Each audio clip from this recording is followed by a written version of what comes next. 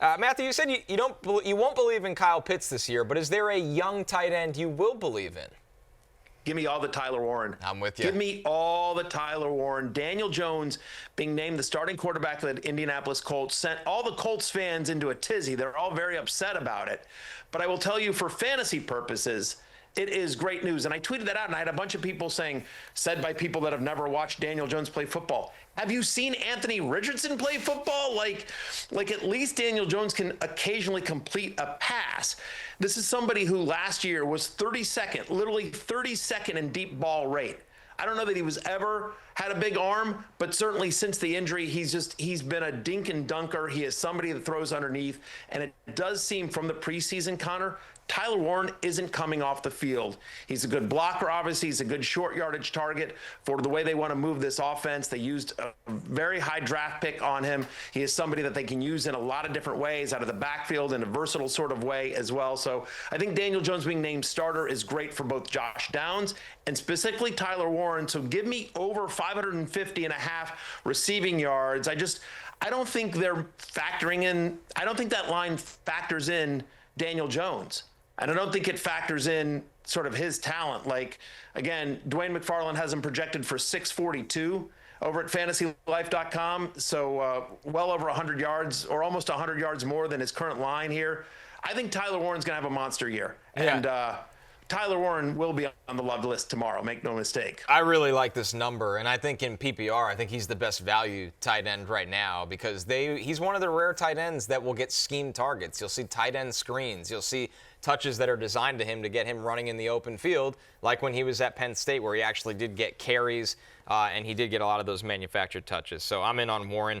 Jay, how about a quarterback that you're a little bullish on? Yeah, we'll go with a quarterback who has vastly more impressive facial hair than I do, and certainly much fuller. Dak Prescott, over 3,900, 0.5 passing yards. So to go over this number, Dak would, if he's fully healthy, and I don't think there's really that much of an injury concern with Dak. I understand that he's been hurt in his career, but he's had 3 injuries in the NFL. One, he broke his thumb week 1 against the Bucs a couple years ago, very fluky. He had the broken ankle, a gruesome ankle injury against the Giants, but that's a one-off. And then he tore his hamstring last year. Like, I don't think there's no degenerative condition. Also, he doesn't run at all anymore. Right. He had 1.6 carries per game last year. Back in his early years, he was running the ball 5 times a game, providing some rushing value. That is gone now, so I don't think he's much of an injury risk. And if he stays healthy, he just needs to average 229 passing yards per game to go over this. Really low. He's done that 7 years in a row. Like, we have his last fully healthy season, he had 4,500 passing yards in 2023. Last year, he was on pace, even in like a really down year, to go over this by 300 yards. So I think that Dak, he just needs to play 16 games, and he will go over this number. And the good news is, Jay, the Fantasy Life Plus projection for Dak agrees with you, as we're seeing right here, Matthew, the great tools that the Fantasy Life Plus subscription gives players of fantasy football. Yeah, projections, by the way, whatever your scoring system is, it's all completely unique. So, however many yards if it's 6 points for a touchdown pass or 4 points for a touchdown pass, do you get, a point for every 20 yards or 25 yards, whatever it is. So you can input your scoring systems, your unique scoring systems in there and see the projections. And you mentioned Dak Prescott as well. Jay, you're absolutely right. I'm a QB 12. You know me, I'm not the biggest Dak Prescott guy, but when it comes to fantasy, I think he's going to have a big number here. He's had over 4,400 passing yards in each of his last 3 healthy seasons. Jay, you sort of mentioned some of those years, 2019, 2021, 2023. So he's somebody that has beaten this number when he stays healthy. I think the Cowboys this year have the worst run game that they've had during any of those seasons when Dak was putting up those big run numbers. So I don't think they'll be able to run effectively.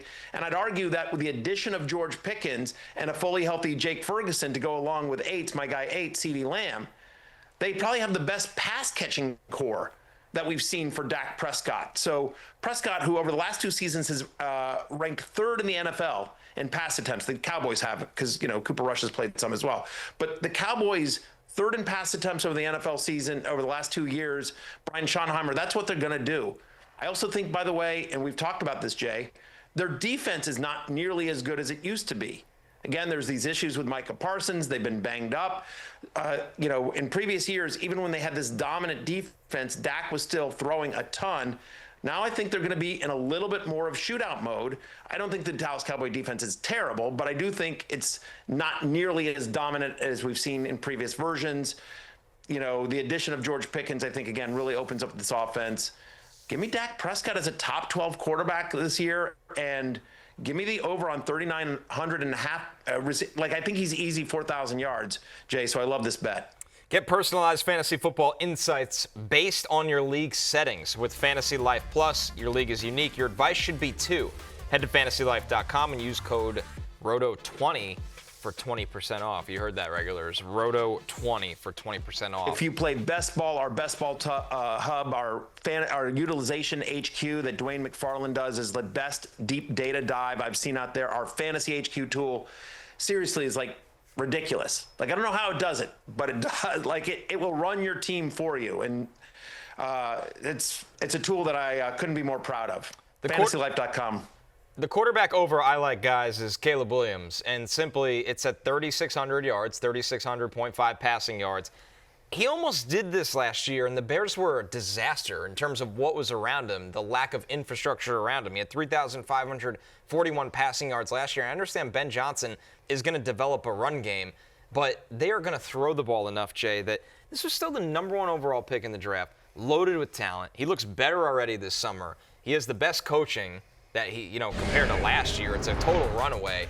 I mean, 3,600 is just a low bar in a league where quarterbacks play 17 games. Yeah, I agree. And so the thing is with these props in general is that the numbers often just look a little bit too low, and the natural inclination is to go over, even though unders historically hit more with these props. But that's because your mind just automatically doesn't bake in that much injury risk, whereas your average running back is going to miss 2 games a season. It's not as relevant with quarterbacks, because quarterbacks are just less of an injury risk. Even with a bit of a spike recently, there's just less attrition at the position than at a position like running back. And so I think with Caleb, there are just plenty of reasons why he should be in better position than last. My question to you, Connor, would be, so we know what Caleb can do out of structure and all the highlight plays and everything. Like, how much do you think he can adapt to in structure in Ben Johnson's system? Because last year in structure, he just wasn't very good. Well, I think something that Ben Johnson was so good at in Detroit was creating space and utilizing his playmakers in roles they were the best. Think of when he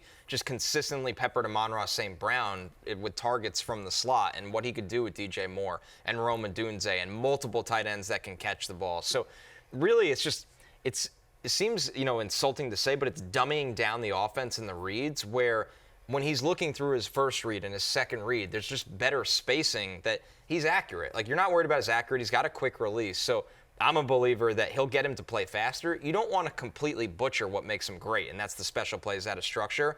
But there's going to be more scripts and more preparation week by week to play within structure and on certain plays. Like, hey, the ball's got to be out to 1 or 2 here. I didn't see that with him last year. A lot of it was drop back. Okay, my first guy's not open. Well, now I'm going to leave a clean pocket and panic. Yep. I expect that to be, it's not going to be perfect this year, but it's going to be much better. Hey, it's Matthew Berry from NBCSports.com and RotoWorld.com, and I want to thank you so much for watching whatever it is you just watched, or if nothing else, being too lazy to click out of the autoplay after this video started, after whatever it is you actually wanted to watch finished. But now that you're here, I'd like to take a moment here to ask you respectfully now, okay? I'm asking you respectfully to subscribe to the NFL on NBC YouTube channel. You'll get the latest RotoWorld fantasy news headlines, all sorts of great shows, including my own Fantasy Football Happy Hour. So go subscribe now. Again, I'm asking respectfully.